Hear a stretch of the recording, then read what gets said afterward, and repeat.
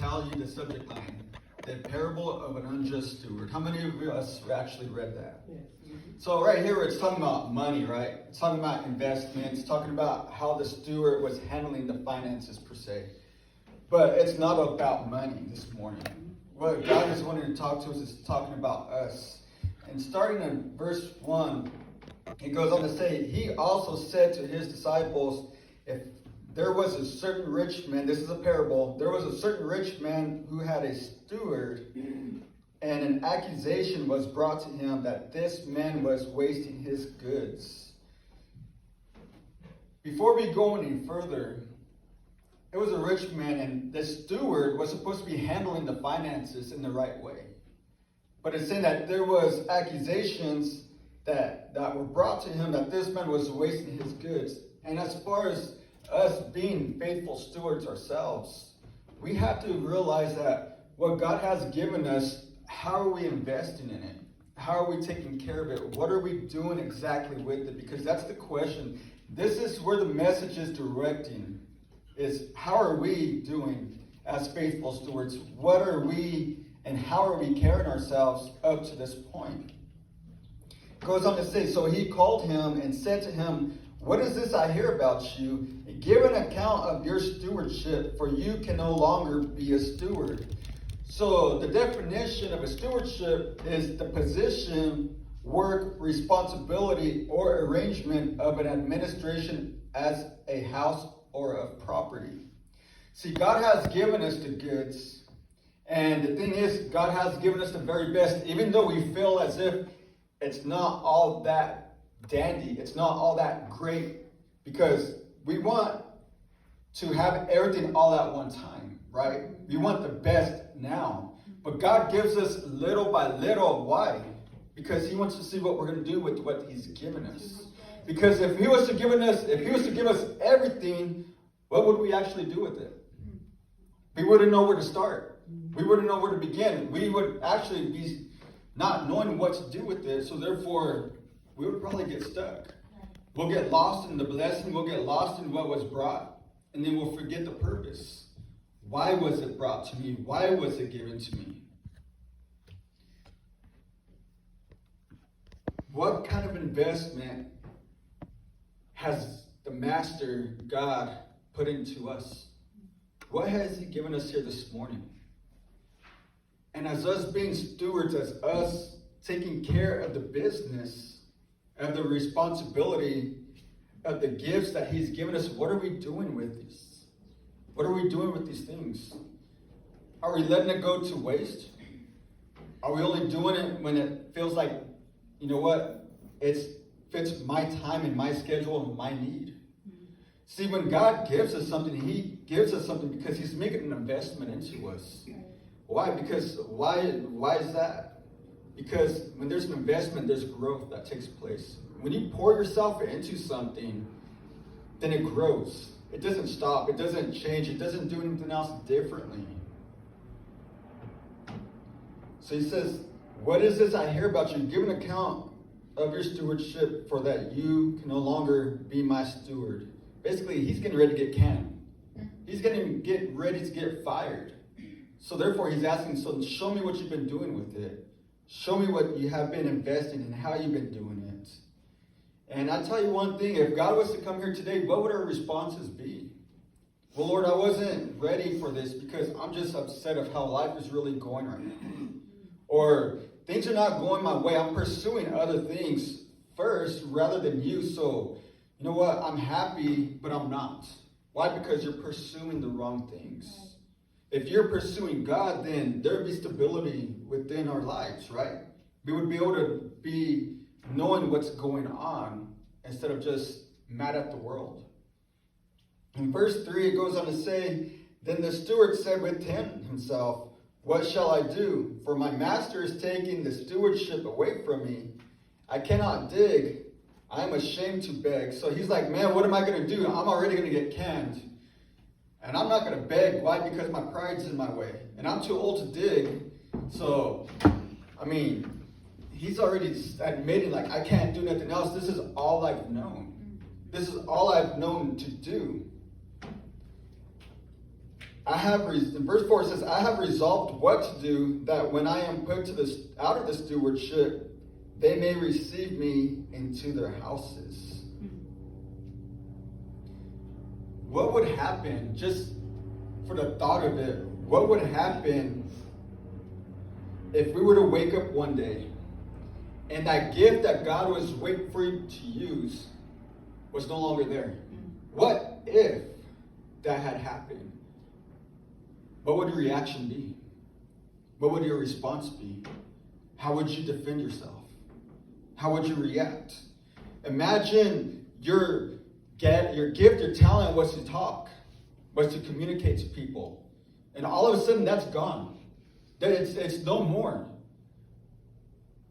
And then you see people in front of you, you want to say something, but yet that gift is no longer there because it was never used. It was given to someone else that was going to make an investment into it. How would that affect your life? How would that reflect off of you? Would you seem a part of you was lost? Would you seem a part of you that is now missing? See, this is what we have. We have the opportunity because God's given us all something that we can use. Whether it's in teaching, in speaking, in preaching, in ministry, in witnessing, it doesn't matter. There's no label like this is the greatest, this is the least greatest, this is really not also that. No. If it's for God, it's the greatest. It's what God's given you. Settle for that. Settle because it's God's best. Because one day, what if that was taken away? One day, what if you don't have it? Imagine the regret that we would carry. Because now, because of our disobedience, we see someone else now stepping into that place. I should have been doing that. I should have been the one to speak up. I should have been the one to teach. I should have been the one to be that witness. But now all that's just a desire now. All that is just fantasy. Because we did not take advantage of what God had given us at that time. Because we didn't want to. Because of the way life was going. In verse 4 it says, I have resolved what to do, that when I am put out of the stewardship, they may receive me into their houses. See, this steward, he was already crooked, right? Because he's already being called out by his master. But right away, he's coming up with the plan. I'm devising a plan. I'm going to come up with a plan so that when this does happen, they're going to invite me to their homes to stay with them. In verse 5 it says, so he called every one of his master's debtors to him and said to the first, how much do you owe my master? And he said, 100 measures of oil. So he said to him, take your bill, sit down quickly, and write 50. So now he's cutting it in half. So he's cutting it in half right here. And verse 7 says, and he said to another, and how much money do you owe? So he said, 100 measures of wheat. And he said to him, take your bill and write 80. Verse 8, so the master commended the unjust steward because he had dealt shrewdly, for the sons of this world are more shrewd in their generation than the sons of light. So this guy, what he was doing, he had a plan, right? He was getting ready to get fired. He had nothing else to do. So he went to those that owed the master. And he said, yo, how much? 100? Well, give me 50. At 110? Give me 80. I'll cut it in half for you. And this is how this guy reacted. He was not saved. He was unjust. He was acting worldly. So therefore, he was trying to make a way to when he was kicked out, when he was fired, he had places to stay. Why? Because he was pleasing the people. He was pleasing the people. And the one thing we have to be careful with is that we're not pleasing people. Amen. We're not pleasing people. Why? Because we want them to love us. We want them to care for us. We want them to pamper us and say, oh, you did great. You did fantastic. Or, well, did you speak to them the truth? Because sometimes the truth hurts. Amen. See, but this guy, it says that he was commended. So the master commended the unjust steward because he had dealt shrewdly. Meaning, you know what? He was a sinner, but his way of thought was pretty wise. It was pretty smart of him. Yeah, that was smart, but he did it the wrong way. He did it the wrong way. So don't get that mixed up. Don't get that messed up. Don't say, okay, I could do things shrewdly now. I could do things half-heartedly. I could do things out of carnality, being carnal now, and that would be wise. No, that's not the case. That is not the case. But it goes on to say, if you finish the verse, for the sons of this world are more shrewd in their generation than the sons of light. Why? Because sometimes when Christians face something, they fall into it. They don't want to step out of any situation because they let it bring them down. But when we're in the world, guess what? We came up with problem solutions. We were the 911. I got some info for you to where help fix that problem up. But now that we serve God, we become those that we become fragile. We're like in that box that says fragile, but yet it gets tossed around when it gets delivered by UPS or something. And it comes into the mail and it's all cracked up. We're that case that's in that fragile box. Be careful how you push me. Be careful how you throw me around, because I might break, because I'm fragile. That's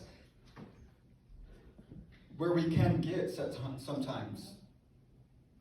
But if we think as wise as everyone else, we can still get out of every circumstance that we face. Why? Because we have God. We don't have to think of things out of our own understanding, because we have God to rely on for that. His intentions were wrong, and his heart was not in the right place, obviously, because he's taking half of what is owed. But he was trying to please the people so that he can fit in. And I tell you today, it is not about fitting in. If you're serving God, you may not fit in. Why? Because you mentioned God, and then that's just it. Everyone has their opinions of what God is, who God is, and how God should be. That's their opinion. Now, if you ain't reading your word, then you're never going to know. That's the truth. If you don't read your word, then you're not going to know what you're talking about. I had a couple people that were trying to pull me into a conversation the other day. Oh, women shouldn't do this and women shouldn't do that. And I'm just walking and I hear the conversation. I'm like, oh man, one of those conversations. And I'm walking the hallways like from here maybe to that back door. So it's a long hallway. And this guy's just talking and he's like about the women, they shouldn't speak, they shouldn't teach, they shouldn't that. I'm like, oh man, here we go. And I just walk in, I go, and I'm getting ready to go upstairs. Hey, Brother Daniel, hey, he's a minister. I'm like, great, I'm getting pulled into this now. I was like, what's going on? Acting dumb, right? And Brother Daniel, did you hear what this being said? It's like, man, look, all I gotta say is to read the book of Esther. And then all I gotta say is God used a bush, didn't he? Didn't he use a donkey? Well, if a man ain't willing to step up, who else is gonna use? A woman is going to speak up. The woman has the right authority to speak. He didn't have nothing to say. He didn't say nothing at all. Why? Because that's not what he expected. Did that hurt his feelings? I don't know. I didn't stick around to ask him if he was hurt or not. But he got pretty quiet at that time. You know what? Because God will use whoever is willing. Because a lot of people out there, they're not willing. They're scared.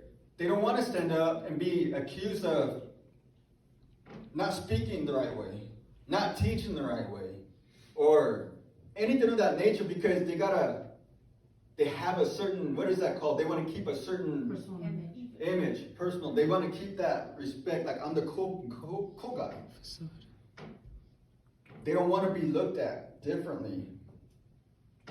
And so the one thing is, this guy, when he was doing this, he was trying to take a shortcut. There's no such thing as shortcuts. Shortcuts is because you don't want to wait to see the progress of what God is wanting to do in your life. And you would rather take the shortcuts to get to where you want to go. But yet, once again, you're going to mess it up. Once again, you're doing it on your own thoughts and opinions. And what happened the last time? Got messed up. When are we going to realize, you know what? I have no choice. I need to wait on God. Because if I don't, I'm going to mess up again and again. And again, and then I'm going to blame everyone else except for myself. So the master commended the unjust steward because he had dealt shrewdly, for the sons of this world are more shrewd in their generation than the sons of light. Just in case you didn't know, shrewdly is meaning wisely. In the King James Version means with advantage, prudent and sensible manner in which one conducts himself and his affairs. Verse 9 it says, "And I say to you, make friends for yourselves by unrighteous mammon, that when you fail, they may receive you into an everlasting home. He who is faithful in the least is faithful also in much. And he who is unjust in what is least is unjust also in much." Look, whoever is faithful in little will be faithful in much. Whoever is unjust in the little will also be in much. Look, if you want to be trusted, you got to start with the small things. You know, we want God to do changes, and we want a personal relationship with God. We want God to reveal many things to us. We want God to do all these spectacular things in our lives. And the thing is, God won't withhold anything that is good for us. But if we can't be trusted with just a little, then how can we keep expecting more and more? How can we keep expecting that? If God is asking you for the simple things and we can't do it, then why do we keep expecting him to move more and more if we can't be obedient in just that one thing? If we can't do just that one step? See, that's the thing. If God was to give us everything, we'll become a spoiled child. Yeah, that's right. We have the rights to everything. So why are you withholding back, Lord? We become spoiled children. We do it to our kids, right? You eat all your vegetables, and maybe you'll get dessert. If they don't eat their vegetables, guess what? You don't get nothing. So the kids put the vegetables on the floor underneath the table. I used to do that. And let the dog eat it. And then get my dessert. But I didn't learn, because the dog always learned for me. I used someone else for that lesson. But the thing is, we have to remember, if we're asking God to do something, what are we doing ourselves? How are we investing? How are we going forward? Because we can say in our own minds that we're doing it, but action speaks louder than words. Action speaks louder than words. Look, you have a gift, use it. You have a gift, use it. Because if you don't, you're not happy. You're not happy, you're unsettled. I remember one time that they would always ask me to at least be a witness, to say something, like when we would do street rallies. And we'll go on a corner and we'll start speaking and telling people about God with the bullhorn, or holding up signs. They would say, go up, your turn. I'm like, I don't want to. I'm cool, man. But then there's something inside that wanted to, and it was because it was the rush. It was because I was on fire for God, and it was because I wanted to do that. I wanted to see people get saved. I was on fire for God. But then everything inside me was like, no, I wanted to hold back. I didn't want to do it. I didn't want to do that part. But having the yearn and having the drive to want to do that drove me crazy, until I finally just let go. And some of us just need to let go. Some of us need to let go because there is a pulling and there is a yearn to do it, but yet we don't want to let go. That's the hard part, letting go. Because when we let go of control. When we let go of hurts. When we let go, it's because we let go of broken promises. And I'm not talking about from God. Broken promises from others. When we let go, is saying, you know what? I surrender all. I surrender all, because you know what? I can't control it. And when I try to control it, it comes out the wrong way each and every single time. So about letting it go. We must ask ourselves if God is truly in our heart's desire. If we ask God for something spiritual, so help me, Lord, to pray for people. Help me, Lord, to read people's hearts. Help me, Lord, to speak fantastic messages, help me to reach thousands of people, help me to do all these things, but yet we can't do a simple thing that God's already asking us to do. How can He give us that ability to do that? We have spiritual fantasies. Spiritual fantasies.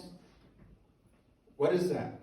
Well, I want to go out and talk to everyone. I want to go on stage and tell everyone, preach my heart out to God. I want to tell everyone about God. I want people to be able to come up to the altar. I want to be able to read their hearts, Lord.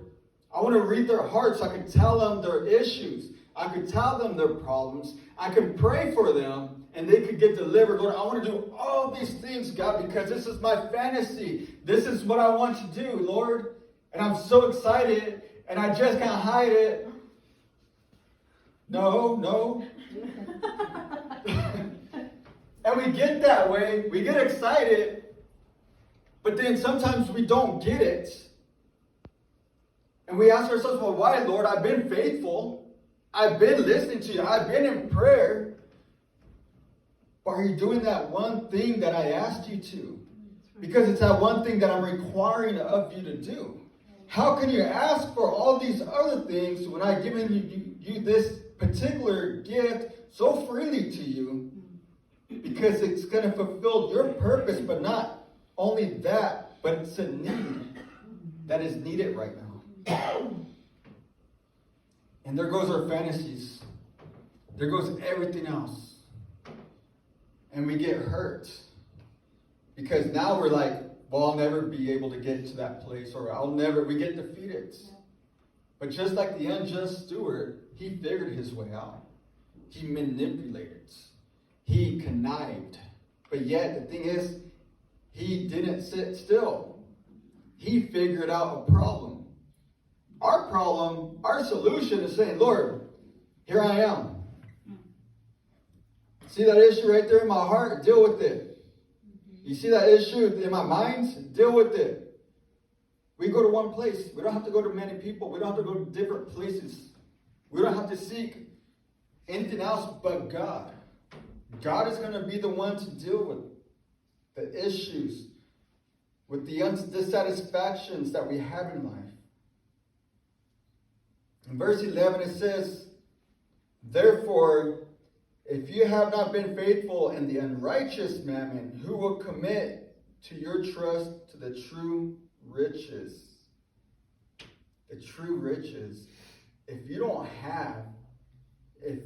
haven't been faithful, even to the stuff that you already have, that's not even God. If you can't even be faithful to the stuff, even what God has given you, how can you be trusted with more? See, right here it's talking about money, but you know what? Money's funny. Money's funny. People get funny when it talks about money, and I don't talk about money. Why? Because God's the provider. That's right. You'll never hear a sermon on, oh, we're doing a building tithe offering, and we're doing a carpet offering. We're doing a sound system offering. We're doing a strobe light offering. So when we do Christmas parades, or when we do Christmas, or when we do movies, or when we do this, we're going to have lights. And it'll look pretty, and it'll look awesome. And the ones that twirl around where you hit a button and it just gets the whole church. No. Why? Because God will bring in the need for whatever's needed. That's just it. The only time you would hear money talked about is when it comes to tithe and offering. Why? It's in His Word. How is God's work continue to go forth? How's it going to continue to go forward? Through our obedience. When we give out of our heart. When we give because we know that there's a need. Look, if we have kids, we know they have needs, right? They have needs because how do we know when they have needs? Because when we go to the grocery store and we get all this great food and you're like, man, I want some corn dogs later. Ooh, some Hot Pockets. Oh man, this is going to be good. This is going to last me all week long. You go to sleep that night, you wake up the next morning, half the Hot Pockets are gone. The corn dogs are open. They didn't even bother covering them. They're all freezer burned down. But you're looking forward to them, right? But you know that there's a need, and some of that need was for yourself, but yet everyone else took advantage of it. The family just eats it up. And then you think about putting a padlock on the fridge. Remember that. Hey, desperate times call for desperate measures, okay? Over a pizza packet. And the older I get, the more I'll probably lean that way of doing it. Except for the grandkids, I'll be like, go ahead. But tell your dad to stay out of the fridge. But see, the thing is, when we invest in something, there's growth. And look how they're growing. Look how they've grown today. Look how they've grown today because you've made an investment. You poured in. You fed. The same investment that God has given us, the more you invest to others, the more that you feed them, the more that you will see growth. But that's not just for them. That's growth for yourself. That's growth for yourself. So if you're seeking God and you're asking God, Lord, use me. Use me as much as you want. Think about that. Think about that. How faithful are you in a little? Trust me, there's great things. When I was younger, I wanted to do all kinds of things for God. But it wasn't until I started just actually doing it. It took work. It took having to go out there in a hot summertime, doing outreaches, going to the parks, making hot dogs, making hamburgers, sweating, but seeing the satisfaction of people just out there, just in prayers, holding hands, giving their lives back to God, not even knowing who God was, because sometimes we think everyone knows who God is. No. There's a lot of people that don't know how God truly works and who God truly is.